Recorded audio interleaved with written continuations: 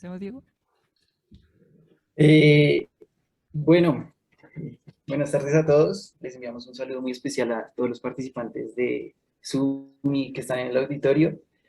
Hoy contamos con la importante participación de Daniela.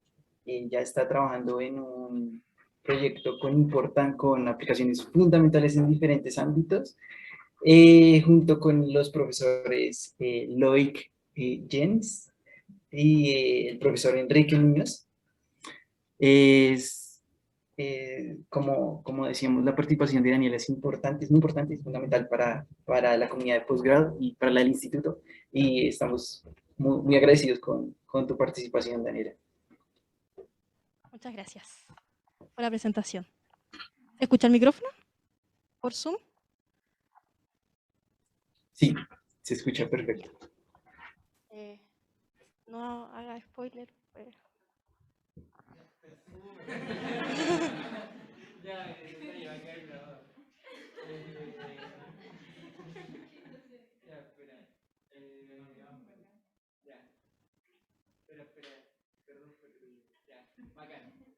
Ahora sí.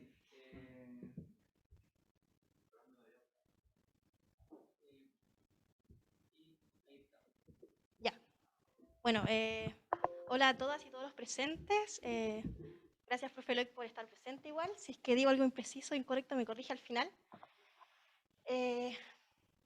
Bueno, para los que no me conocen, soy Daniela Nieto y trabajo con el profe Loic en su laboratorio de nanomateriales. Y hoy les voy a hablar particularmente de la proceso de fabricación, pero como el backstage del proceso de fabricación, que no se suele hablar en otro tipo de charlas, con la particularidad que queremos que sean flexibles, transparentes y a futuro amigables con el medio ambiente, para la futura generación de dispositivos con las mismas características. Vamos a partir por lo básico, conocer qué es un electrodo. Bueno, como dicen sus palabras, que viene de la palabra electrón y O2, que en griego significan ámbar y camino respectivamente. Ámbar, de ahí sería la palabra electricidad, entonces ya podemos tener una noción de a qué se refiere. Electricidad, camino. Un electrodo es básicamente cualquier superficie conductora que nos permita hacer contacto eléctrico con otro material, no conductor, como un semiconductor, un polímero o algún material orgánico. Entonces, actualmente, electrodos que ya funcionan. Aquí vemos algunos ejemplos. Ahí a la izquierda se ve una wafer de silicio con óxido de silicio que tiene encima, lo que se ve, los dibujitos que se ven son electrodos de platino principalmente y cromo. Bueno, ahí le hice como un zoom donde se puede apreciar que tiene dos sistemas de medida de 4 contactos, donde cada uno de estos vendría siendo como un contacto. Este es un sistema de medidas, este es otro sistema de medidas. No encontré una imagen previa a la deposición de nanohilos, pero lo que quiero mostrarles aquí es que dentro de uno de esos cuadraditos que se ven en la figura, hay varios sistemas con electrodos, ¿ya?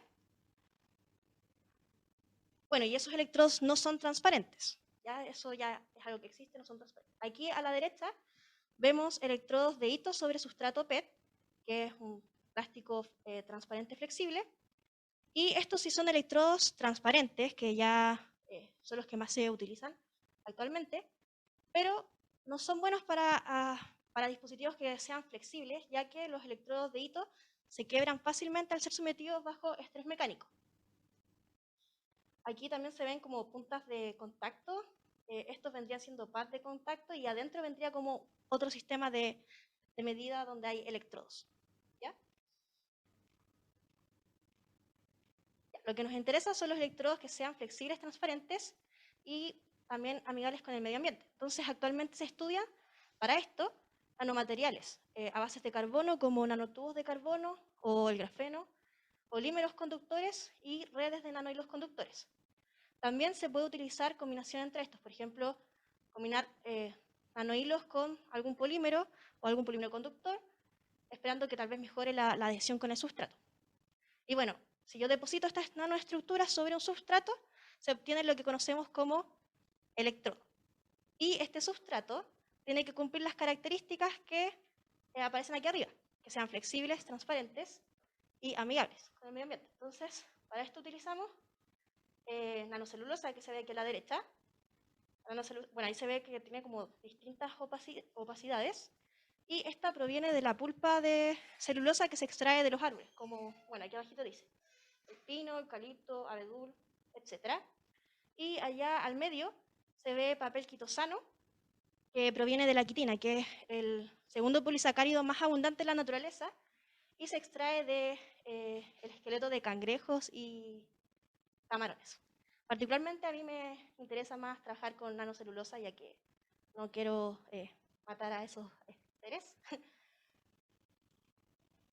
Ya, bueno, las nanoestructuras, las nanopartículas, se han utilizado desde hace mucho tiempo atrás, pero sin conocer realmente de qué se tratan.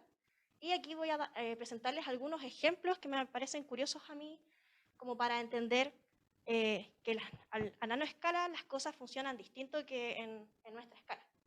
Como por ejemplo, los egipcios usaban nanopartículas de PVC para teñirse el cabello, oscurecerlo. También los egipcios, la civilización china y en India, utilizaban nanopartículas de oro para tratar enfermedades como las que aparecen No, aquí, no, ya viruela, completo ya. y durante la Edad Media se utilizaron para dar color a vidrieras. Y el último ejemplo, que es el que a mí más me gusta, es la copa de Licurgus que aparece aquí, que es de origen romano, hace 1600 años de antigüedad, y que está impregnada con partículas de oro y plata, y tiene un espesor de 50 nanómetros de diámetro, o sea, una capa muy delgada, y el hecho de que tenga esta deposición delgada de esa combinación le da la bella particularidad de que si uno la refleja, ¿cómo se llama? Si uno le refleja luz, o presenta ese color verdoso que se ve en la imagen A, pero si es que uno le deja transmitir la luz, se ve con ese color, como rubí. Entonces, si la deposición fuera, no sé, de los milímetros, no pasaría el mismo efecto con una deposición a nanoescala. Entonces, por eso a nanoescala las cosas funcionan diferente. Y bueno, pensando a futuro, como dijo Tomás Palacios del MIT, bueno, ahí para una entrevista en BBC, dice que, lo voy a leer, la idea es que nuestros cuadernos de notas tengan un componente electrónico que les permita comunicarse con nuestros teléfonos celulares para transmitir de manera automática la información que escribimos. O cuando miremos por la ventana, el cristal tenga electrónica transparente que nos permita saber qué temperatura hay afuera, cuál es el pronóstico del clima o si estamos recibiendo una llamada telefónica. O que el vaso de papel en el que nos sirven el café, la cafetería tenga electrónica, nos dé las noticias del día. Entonces, para esto cosas así podríamos imaginar tener en el futuro. Ahora, a grandes rasgos, el proceso de fabricación de electrodos con nanopartículas es bastante sencillo, pero más adelante vamos a ver que esa sencillez va de la mano de toda una rigurosidad de control del ambiente y de la manipulación del usuario que fabrique los dispositivos.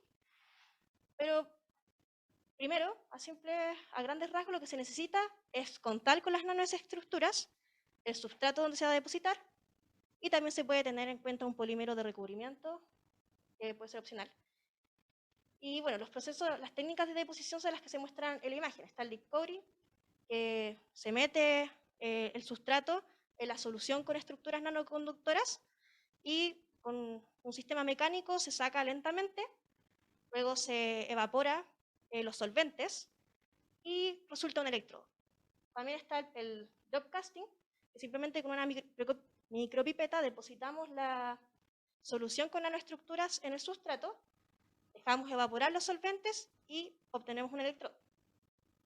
El que aparece ahí, plate coating, bueno, se deposita la solución y con una hoja en movimiento, con un sistema mecánico, se va como emparejando la solución. Luego se deja secar y listo. Y el spin coating es igual que el drop casting, pero sometemos a una fuerza centrípeta. Y bueno, el sustrato se afirma mediante vacío. Luego se deja secar los solventes y se obtiene un electrodo. Con el spin coating podemos como controlar un poco la distribución y el espesor de la deposición que queremos.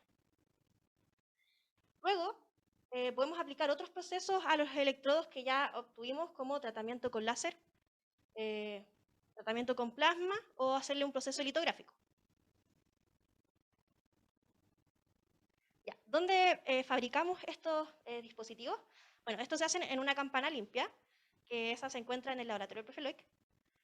Pero, por ejemplo, si queremos hacer litografía, eso ya lo tenemos que hacer en la sala limpia. Bueno, aquí está la definición de una sala limpia, que la gracia es que limpia constantemente el aire. Y en esta tabla que me proporcionó ahí el profesor Loic, se muestra qué vendría siendo un aire sin contaminación, ¿ya? Las proporciones de nitrógeno, oxígeno, argón, etc. Eso vendría siendo como los volúmenes que estarían ideales para una pieza sin contaminación. Luego, es muy importante saber comportarnos en una sala limpia, porque cualquier, no sé, movimiento que hagamos o si es que hablamos mucho, eso puede afectar a los dispositivos que estemos fabricando. Entonces, aquí en esta tabla se puede ver los efectos que tiene cada una de nuestras acciones. Estando inmóvil, la cantidad de partículas que vamos a mover es de 10 a la 5, pero ya si, no sé, nos ponemos a hacer ejercicio, eso se magnifica a mayor que 2 por 10 a la 7. Entonces, es muy importante andar así, ¿ya? Entonces, aquí quiero hacer énfasis con esto, que, bueno, aquí se explica mejor, que principalmente los contaminantes en los procesos de fabricación se van a deber a la manipulación del fabricante. Entonces, hay que saber comportarse. Y ahora voy a explicarles más o menos como mi investigación experimental en mi trabajo de tesis, que se enfocó en la fabricación y caracterización de redes aleatorias de nanohilos de plata. Aquí en la imagen se ve una red de nanohilos de plata. Y bueno, estas redes depositadas sobre, por ejemplo, nanocelulosa, serían un excelente candidato para obtener estos electrodos que queremos, ya que tienen bajo costo, es de fácil fabricación y, bueno, es amigable con el medio ambiente, la nanocelulosa al menos. Los nanocables, en general, y en particular los de plata, suelen considerarse materiales unidimensionales con diámetros del orden de los nanómetros y largo en el orden de los micrómetros. ¿Qué más? A ver, la resistencia, bueno, debido a esto también, la resistencia de un nanocable, depende principalmente de su diámetro y esto hace que sea muy difícil como poder medir la conductividad eléctrica de un nanocable. Entonces, los esfuerzos de investigación, en vez de como centrarse en medir como el nanocable en sí, se enfoca en medir ya sea redes o la resistencia de contacto entre nanocable y nanocable. Bueno, y por último, conocer en detalle la resistencia de redes es algo que aún es un desafío. Se modela tanto matemáticamente y también se busca formas de medirlo experimentalmente y obtener medidas que sean consistentes.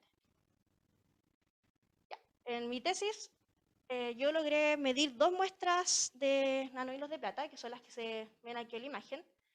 La primera fue una deposición de 40 microlitros de nanohilos de plata usando la técnica de drop casting, porque la idea era estudiar redes que sean aleatorias. Entonces la técnica de drop casting es la que más se asemeja a una distribución aleatoria de nanocables.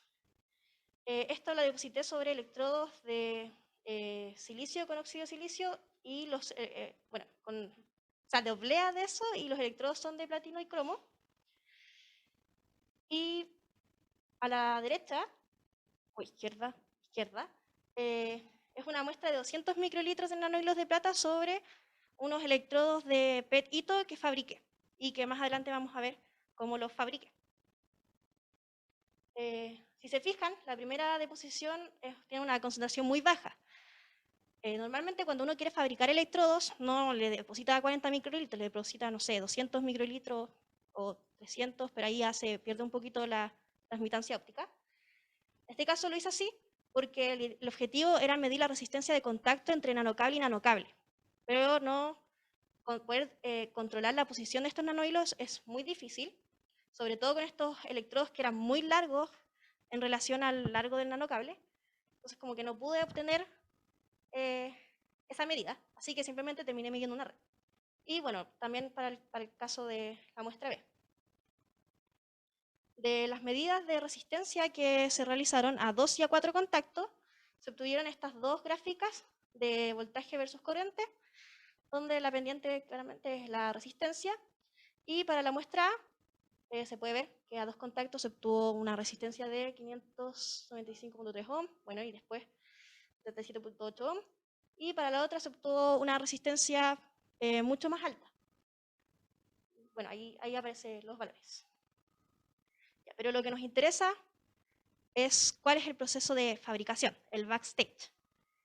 Ya, pero antes, una pregunta. De acuerdo a lo que yo les expliqué de que hay que ser muy riguroso de la sala limpia, ¿qué error hay en esta imagen? En esta imagen soy yo con los niños del Capstone de Ingeniería del 2020 y no sé si se le logra ver algún error en esta imagen. ¿Sí? Sí, no particularmente. ¿Lo mismo? Ya, bueno, si se fijan ahí, se le sale el pelo al compañero y no sé si se nota bien, pero yo me estoy riendo, el compañero está haciendo un gesto, como que estamos chacoteando y eso no debería pasar en una sala limpia. ¿Ya? Así que ese es el error. Entonces vamos a partir con el proceso de fabricación de la muestra B, que es más entretenida para mi parecer, ya que yo fabriqué los electrodos de PET-ITO, que son los que se ven en esta imagen. ¿Y esto cómo se hace? Bueno, uno tiene el sustrato que es PET con ITO, ya viene con la capa de ITO, y se le hace un proceso de litografía para obtener los patrones, y luego se corroe y se despeja en la parte conductora. Entonces, vamos a ver. Esto se hace en la sala limpia, el proceso de litografía. Ahí está la zona para hacer litografía. Aquí está la máquina de litografía donde se expone la muestra a luz ultravioleta. Allá abajo se ve el spin coater, donde uno pone la muestra inicial y le deposita el fotopolímero y se gira y así se puede obtener la espesura de fotopolímero que uno desee. Luego se hace un tratamiento térmico que depende del fotopolímero. Y todo esto se lleva a cabo en la campana química del laboratorio. Y luego se hace la exposición a luz ultravioleta ahí en esa máquina. Entonces el proceso de litografía consiste a grandes rasgos en depositar el fotopolímero sobre el sustrato. Luego esto se le pone una fotomáscara encima, que la fotomáscara es la que tiene el patrón que queremos imprimir en el electrodo. Luego se va a exponer a luz ultravioleta y aquí depende si es que el polímero es positivo o negativo, cómo se va a afectar. Si es que es positivo, lo que está expuesto a luz ultravioleta se va a debilitar. En cambio, si es negativo, lo contrario, lo que no está expuesto a luz ultravioleta se va a debilitar, por así decirlo. Entonces, luego de exponerlo a luz ultravioleta, viene un proceso de revelado con una solución especial para eso. Y ahí es donde se remueve toda la parte que quedó débil de fotopolímero. Entonces, eso sería el proceso de litografía a grandes rasgos. Y ahí en específico pueden ver el fotopolímero que se utilizó,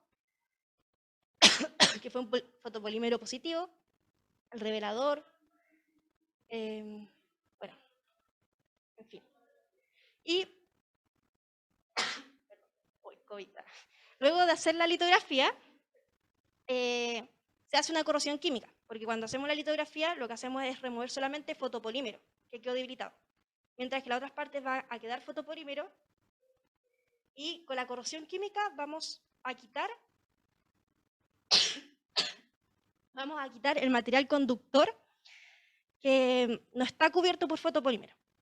Ya entonces esto, dependiendo del material conductor, en este caso es hito, se usa una solución en específica, que es la que se muestra aquí. En este caso para el hito es 2.4 ml de ácido nítrico, 27... Uy, voy a tomar agua, permiso, que me estoy ahogando.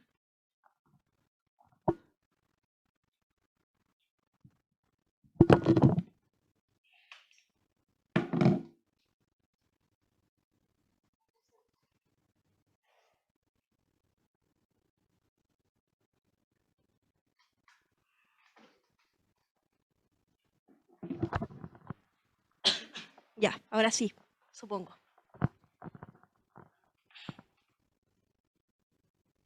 Ya, bueno, esa es la solución que se ocupa para corroer el hito.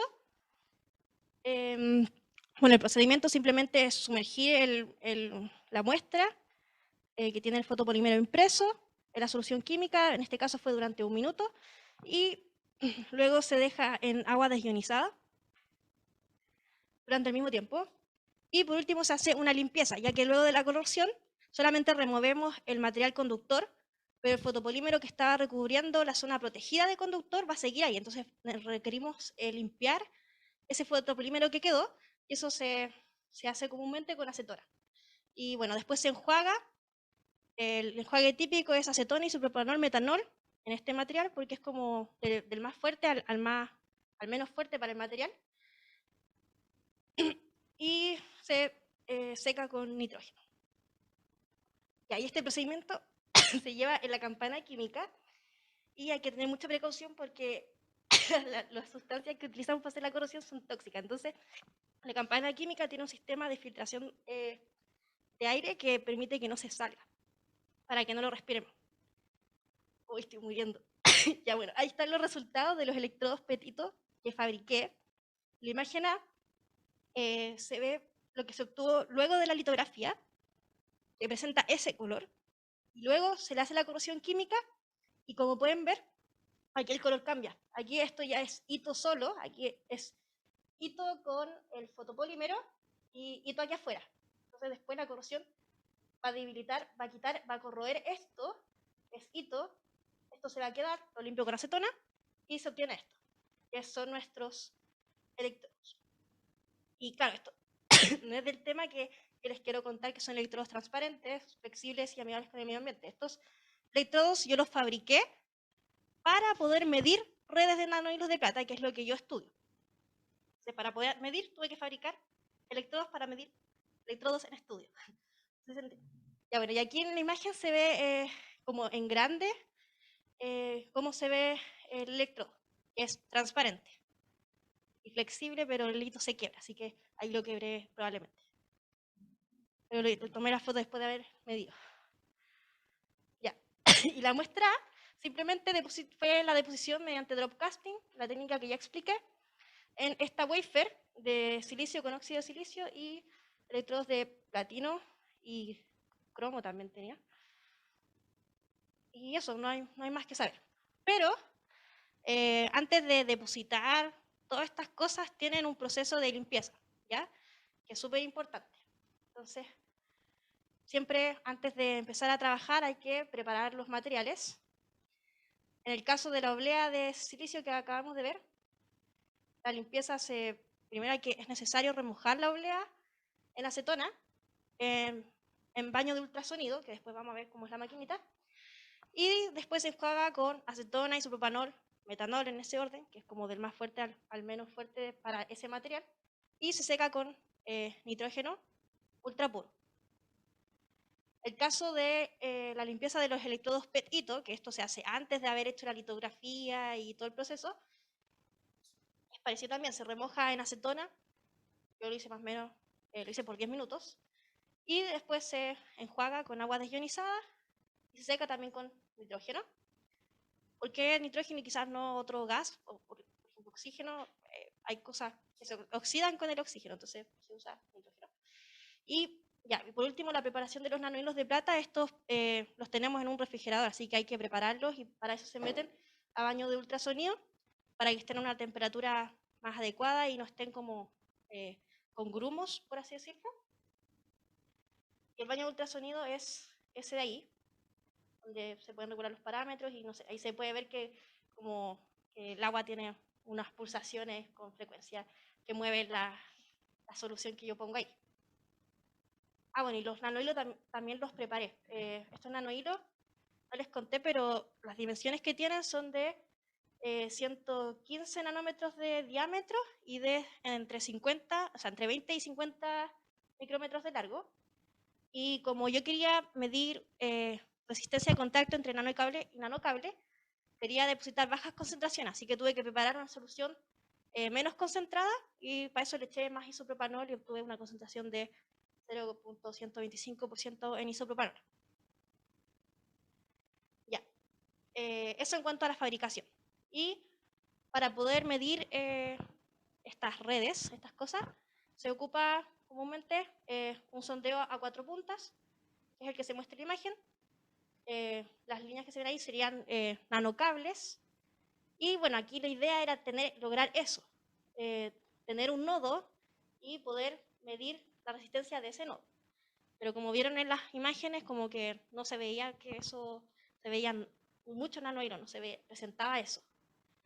Entonces ahí se atrae esa corriente de un electrodo 1 al 2 y se mide caída de voltaje entre 3 y 4. Y también se puede hacer esto a 2 contactos, o sea, a 2 puntas, que es lo mismo, solamente que donde aplico la corriente es el mismo lugar donde voy a medir el voltaje. Y ese es el sistema de medida donde uno contacta en los pads de contacto, que uno los puede ver fácilmente con el microscopio.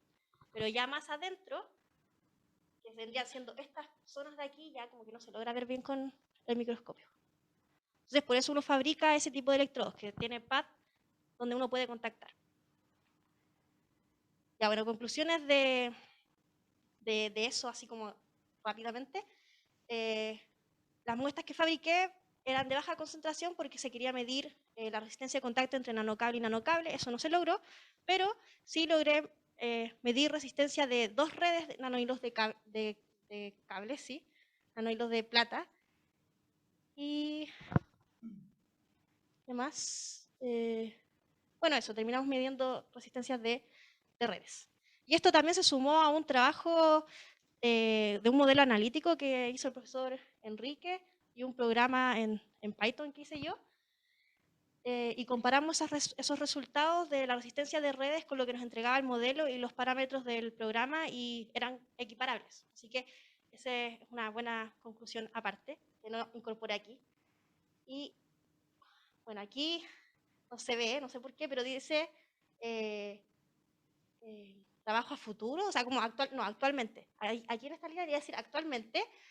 Actualmente lo que estoy haciendo ahora es estudiar técnicas de nanosoldadura con el objetivo de poder mejorar los contactos entre nanocables y tal vez poder también mejorar la adhesión de las redes al sustrato.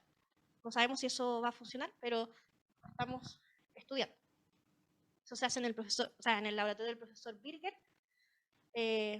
Aquí hay un esquema de cómo el láser pulsado, que hay longitud, dice la longitud, va pasando, formando mallas y esperamos que esa geometría logre dar con los nanohilos y soldar los cables. Lo cual no es trivial porque, como se ven en las imágenes, ocurre que a veces, si no sé, estamos muy cerca, la distancia focal es muy cerca a la muestra, o si la intensidad de corriente que le aplicamos al láser es muy alta, puede ser que los cables se evaporan, como se ve aquí en la imagen, donde ya no hay nanocables, se evaporaron.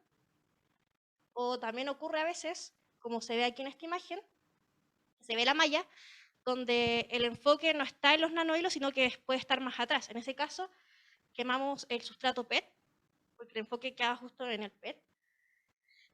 Y también está el caso ideal, es donde logremos nanosoldar los cables. Pero todos esos parámetros estamos jugando con ellos ahora y esperemos que logremos dar con ellos. Bueno, y del trabajo que estoy haciendo ahora, aquí hay una tabla de algunas muestras, bueno, ahí está de la 11 a la 19, que he fabricado con deposición de 200 microlitros de nanohilos de plata. Y aquí logramos medir su resistividad por su resistividad. Y si se fijan, los números están como en el mismo orden de magnitud, 19, 21, 18, 16. Eso nos da cuenta de que estamos aprendiendo, de que aprendimos a fabricar electrodos correctamente. La resistencia de cada uno de ellos es como reproducible, son parecidos. Eso, las referencias. Y bueno, muchas gracias.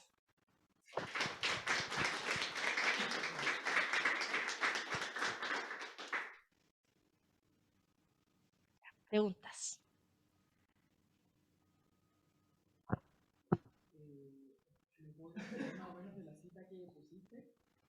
casi al principio de la presentación, pero quería saber más concretamente por qué quieres electrodos transparentes y flexibles. Electrodos transparentes y flexibles. ¿Yo? O sea, a mí particularmente me interesa que sean amigables con el medio ambiente, pero que sean transparentes y flexibles como que igual da para muchas cosas nuevas como las que se mencionan ahí en esa cita, que es súper fancy. Pero a mí particularmente me interesa más que sean amigables con el medio ambiente porque ahí podemos cambiar la forma de ver el desarrollo tecnológico.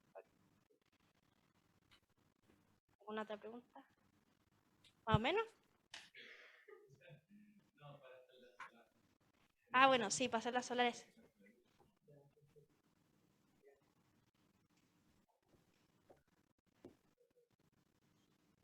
Claro, es que tenía en mente dispositivos como, no sé, quizás como una pantalla, un celular, pero claro, para hacer las solares sí es importante que sean transparentes. Yo tengo una pregunta. Ya. Mencionaste hartos resguardos que había que tener en el laboratorio, en la sala limpia. ¿Qué rol cumple la temperatura?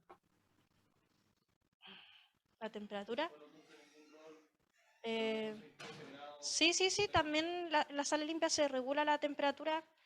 Por ejemplo, no sé, ciertos los fotopolímeros tienen que estar a una temperatura adecuada para trabajarla. No, que no sea muy alta porque no sé, se pueden evaporar los solventes, cosas así. No sé si el profe Loic puede agregar algo. Entonces imagino que deben tener algunos sensores en los cuales pueden identificar cuál es la temperatura de la sala. O sea, la misma sala regula la temperatura de la sala y la presión también. Eso no se lo expliqué, pero la sala tiene varias habitaciones donde en la sala en la que uno trabaja tiene una presión más alta, la presión, o sea, la presión de la sala en la que uno se viste es un poco menos alta y afuera es la presión de afuera. Y eso es para cuando uno abre la puerta, las partículas salgan y no entre suciedad. Esas cosas también se regulan. Otra cosa también que tienen las salas limpias es que los bordes, las esquinas, no son esquinas redondas.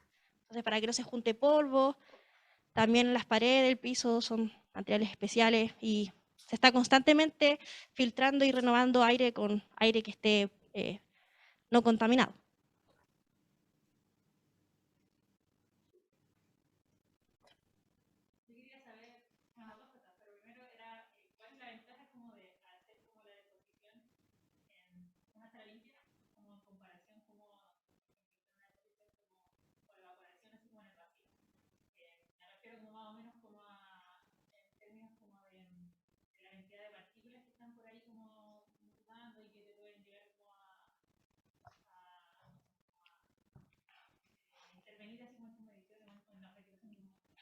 Yo creo que ahí depende de la técnica, porque cuando uno hace deposición, como las que les mostré, que eso es una micropipeta, como que no usáis técnica de vacío porque, no sé, tendría que estar tú dentro de una cámara de vacío.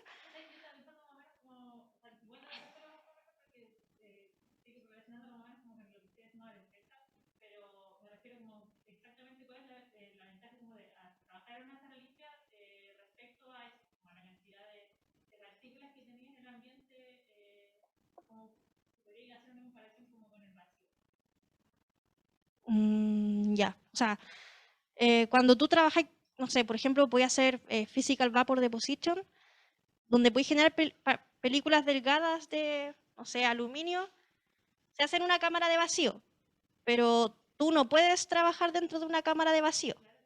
Entonces, la sala limpia no va a ser una cámara de vacío, pero sí va a tratar de reducir al máximo las partículas de suciedad que puedan haber adentro. Porque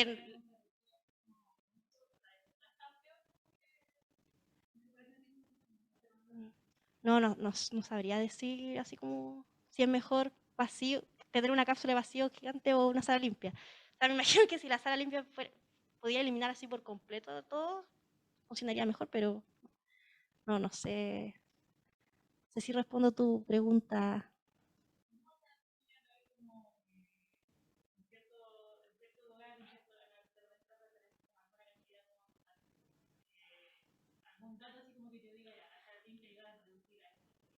Ah, claro. Ya así como que ese dato comparativo no lo sé.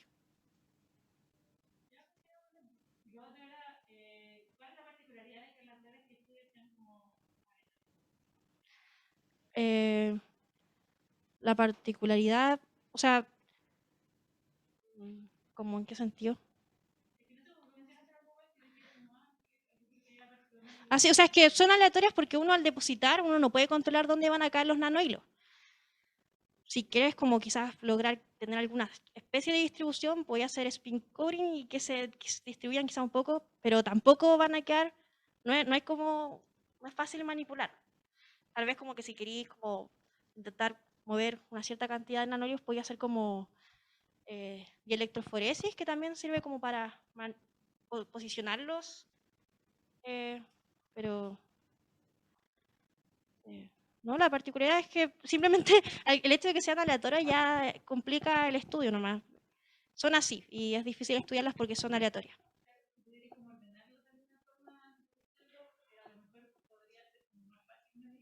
Claro, o sea, si tú pudieras, no sé, en un cuadrado poder alinear los nanocables que conecten el sustrato por completo, estaríamos listos. Pero eso es como difícil.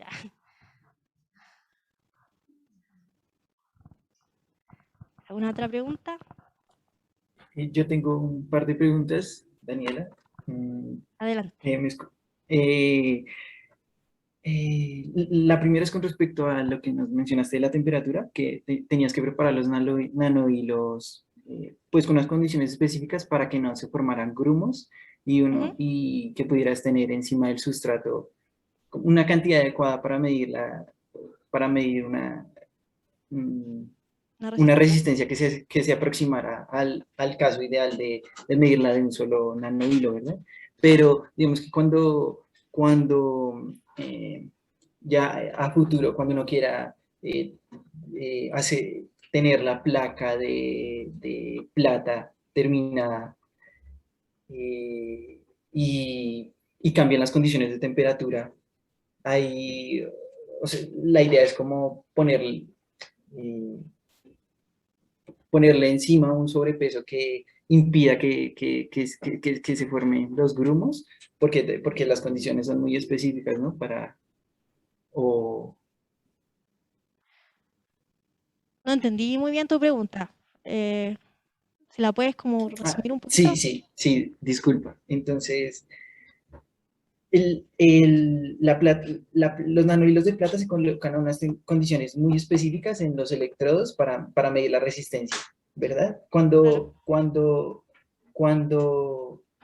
se quiera fabricar, cuando se quieran fabricar y se quieran poner en otras condiciones de temperatura, uno qué debería hacer para mantenerlos de tal manera que no se formen los grumos, o eso Ah, está de tal por manera que no se ahora formen fuera. los, de Sí, tal manera que no se porque formen los grumos.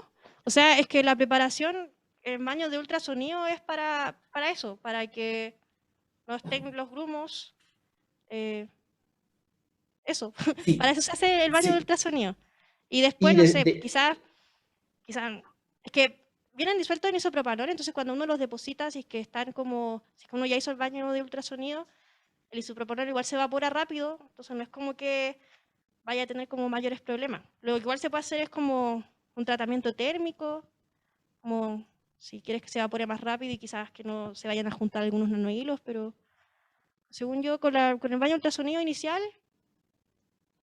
estamos bien. perfecto, listo. Eh, y, mm, bueno, entonces, sí, uno tiene el substrato y encima forma el patrón de electrodos, ¿verdad? Ese patrón de electrodos para el caso de medir esta red, la resistencia de la red de plata, Ujú. tiene que ser, ¿qué forma tiene que tener? O es un patrón que Ah, ya ya, ya. existe aleatorio? Esa es una muy buena pregunta.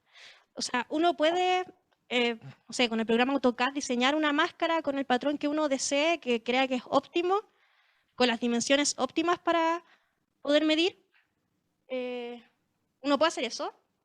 Y si no, si es que no, ponte tú, en mi caso, yo utilicé esa wafer porque no contaba con ni el tiempo ni el material como para poder fabricar electrodos con las dimensiones que yo quería. De hecho, yo había diseñado una máscara con las dimensiones como más óptimas para poder medir la resistencia de contacto entre nanocables. Pero como no pude, utilicé esta, la cual no me permitió obtener ese resultado, ya que si se fijan aquí, los electrodos son muy, muy largos en relación a los nanohilos. Idealmente, si fueran más pequeños, sería más probable que alcanzara a medir quizás, no sé, un solo nanocable, si fueran más pequeños. Entonces ahí va hay que como saber diseñar la máscara ideal. Son muy Ok, importantes los parámetros dimensionales. perfecto. Y, mm,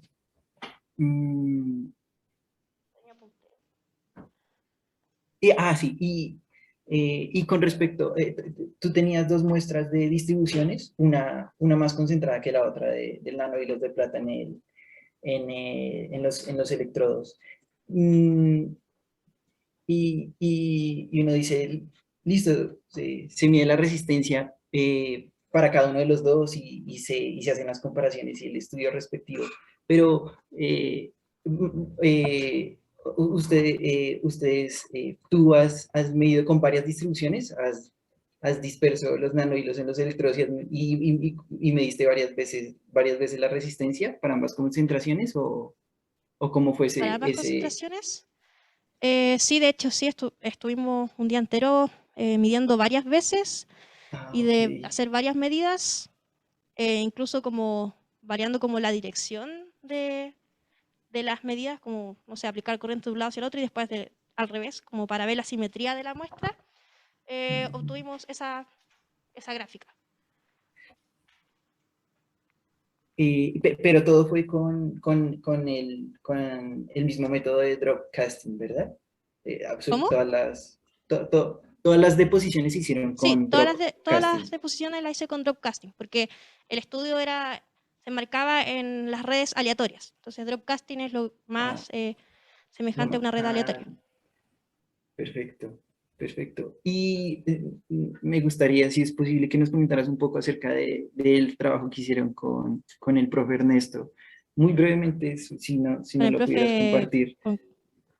con el profe Enrique. Eso, qué pena, con el Ah, profesor ya, ya. Enrique. Fue un trabajo interdisciplinario con el profe Lloyd y el profe Enrique, donde el profe Enrique aportó con un modelo analítico para la resistencia de estas redes. Y bueno, no tengo para mostrar ahora, pero en su modelo hablábamos de caminos que vendrían siendo, no sé, por ejemplo, aquí tenemos esta red. Un camino vendría siendo los nanohilos que logren atravesar esta red y conectar hacia hasta el otro lado, si es que yo voy a medir de aquí hasta acá la resistencia. Entonces, estos caminos se interconectan en nodos. Entonces, el modelo del profe Enrique decía que consideraba la resistencia del nanocable, también consideraba los nodos como otra resistencia, Rn. Entonces, así iba armando circuitos, que era cada cable una resistencia, cada nodo otra resistencia. Entonces, así teníamos circuitos y al fin y al cabo terminaba resolviendo la red, la terminaba resolviendo como si fuera un circuito eléctrico del mundo, de la escala de nosotros.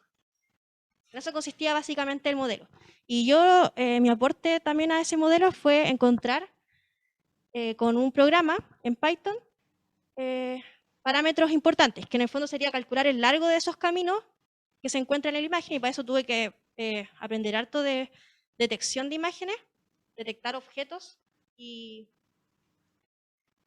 bueno, y eso, y también calcular el camino libre medio de la imagen, que sería como la distancia media más probable de encontrar un nodo si es que voy caminando en una línea recta, así como cuál va a ser la distancia más probable de encontrarme el siguiente nodo. Eso fue lo que hicimos, además de todo el proceso de fabricación, que se hizo como en 2 días. Perfecto, gracias.